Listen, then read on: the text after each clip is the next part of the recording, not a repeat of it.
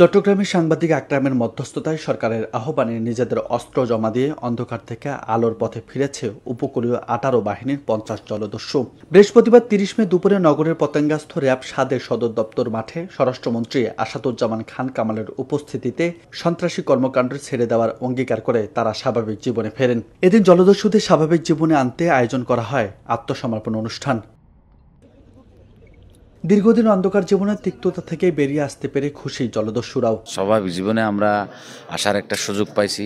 আমাদেরকে সাংবাদিক আকরাম ভাই আমাদেরকে অনেকবার পরিশ্রম করেছে, যে অনেকবার আমাদের কাছে প্রস্তাব রেখেছে, আমরা ওনার প্রস্তাব প্রত্যাহার করে দিই।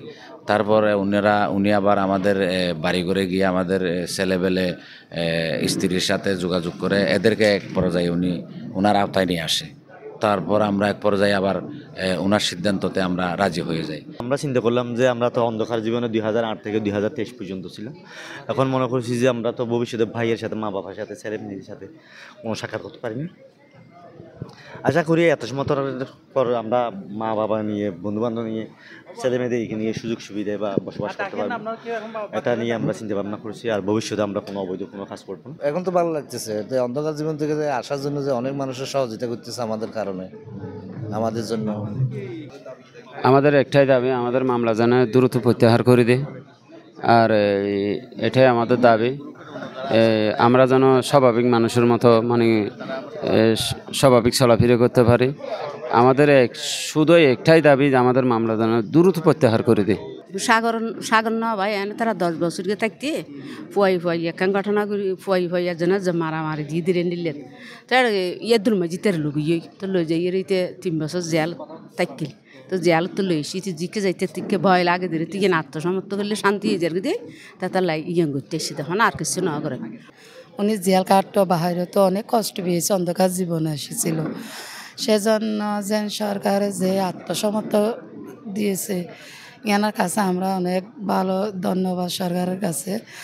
এখন অন্ধকার জীবন তুলছে নারা ফিরবে। আর 3 মাইয়া, 2টি মেয়ে বড় হয়েছে। বঙ্গোপসাগর ও তৎসংলগ্ন সমস্ত উপকূলীয় অঞ্চলকে জলদস্যু ও ডাকাত মুক্ত করার ঘোষণা দিয়েছে স্বরাষ্ট্রমন্ত্রী। আমি আগেই বলেছি, ধর্ষণ এবং খুনের মামলা ছাড়া যারা অন্য মামলাগুলো সেগুলো আমরা দেখব।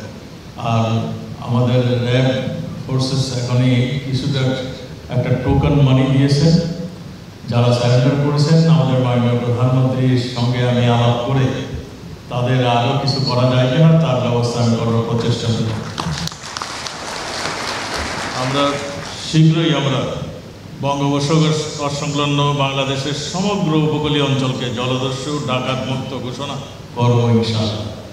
এর আগে 2018 এবং 2020 সালে 77 জন জলদস্যু র্যাবের কাছে আত্মসমর্পণ করে। এসব জলদস্যু স্বাভাবিক জীবনে ফিরে এসে সরকারি ও বেসরকারি প্রণোদনায় পুনর্বাসিত হয়, যার ফলে বাঁশখালী, চকরিয়া, পেকুয়া, মহেশখালী, কুতুবদিয়া অঞ্চলের বিভিন্ন জলদস্যু বাহিনীর অপতৎপরতা বহুলাংশে হ্রাস পেয়েছে।